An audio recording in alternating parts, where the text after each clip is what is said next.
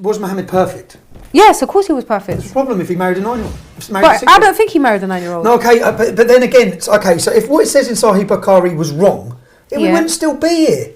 What do you mean? It wouldn't still be promoted. Sahih Bukhari is one of the most authentic hadiths in the world. There's 6. Sahih Muslim is one of the most authentic. Do you know what? And it's promoted and being taught. You see a lot of Muslims, and then again, they're not going to like this. What I'm going to say, they're not going to like this. A lot of Muslims, not all of them, some of them do, but a lot of Muslims, they don't think outside the box.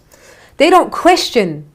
I understand that, but what I'm coming to the conclusion of is that whenever there's anything that you don't like that's problematic, you have your own justification for getting around it, but it's still here in the book and it's still being promoted to millions of people. So any Islamic countries around the world... All right, look, let me give you another example. There's a hadith that says, that when a woman is going to get married to a man, that the man is allowed to see her butt naked and decide whether he wants to marry her or not.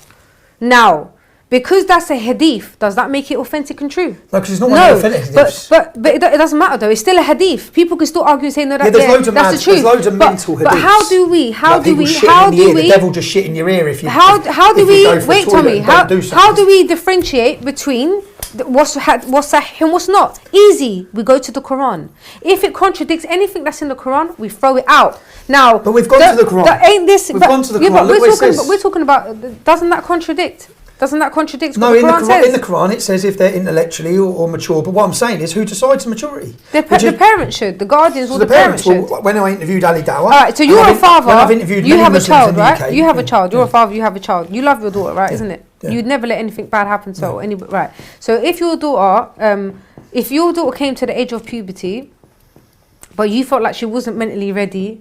If my daughter come to the age of puberty, I'd kill anyone if they thought of marrying her. All right, that's fine. That's your discretion. And if my daughter, that's your discretion. What I'm saying is, but let's say you've got people who think Mohammed was perfect, and he married at 9, he married at 6 and 9, which is why I asked Ali Dawah. Ali Dawah said, if she's mature. And then other Muslim when I was outside court, and any scholars I've spoke to, I said, well, in your, I said it to Kadir Baskin, Luton, the main imam.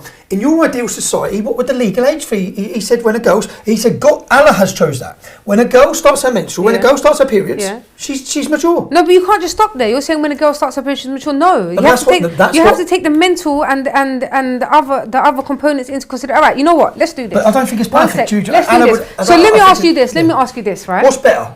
You tell me what's better. Let me ask you a age, question. 18. You tell me what's better. There's girls out here who are 12 years old, getting pregnant and having abortions and having babies. Yeah. What's better? Is it better if that 12-year-old gets married? No.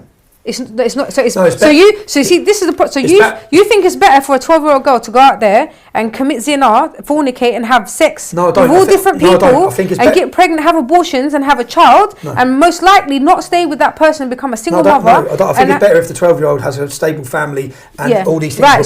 So then marriage is better, no? No, not at 12. You cannot allow a 12-year-old to be married to a man. But these 12-year-olds in school now that we're going to school, they're getting taught about sex education. They're getting given condoms. They are allowed to go. You're not even allowed to buy cigarettes in a shop at the age of 16, but yet you're allowed to go and have an abortion at the age of 11 and 12. Do you think, say there was a 20-year-old man, would you think it's better that he married that 12-year-old girl?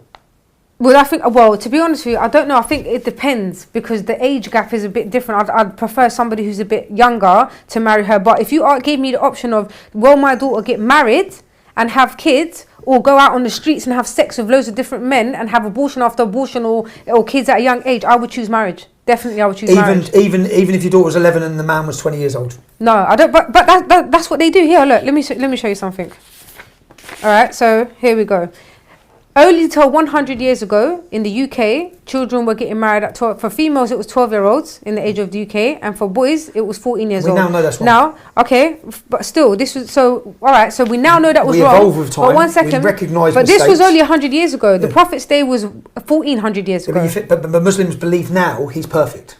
Yeah, I believe he's perfect. But hang on, one sec. Richard Lionheart Henry the young king, age 17, married to Margaret of France, age 13. Richard Lionheart. William Adelane, age 15, son and heir of Henry I of England, married to Matilda of Anglo, age 13. The difference is that we don't grow up believing that Henry, whatever his name was perfect. We accept well, that's a bit strange. We'll develop as a society. We'll look at children. We'll understand they develop, that their minds aren't developed, and then we'll bring in laws. Okay, fine. We elect. Okay, fine. We change. I think in this day and age, with everything that's going on, all this LGBT stuff, all the music, all the Cardi B's, all of these things that are going on. It's sick. It's sick. And the women now, young girls now are becoming sexually mature very early to the time they're supposed to be. They're knowing about sex. They're going out. They're having boyfriends. They're having sex, taking drugs, drinking alcohol. So yeah, I would prefer my child to get married. Not to an adult. If not to an adult, but to someone who's similar of an age. Yeah. Would you not prefer your child when just you to be talk a about the child? prophet, hang on. Let's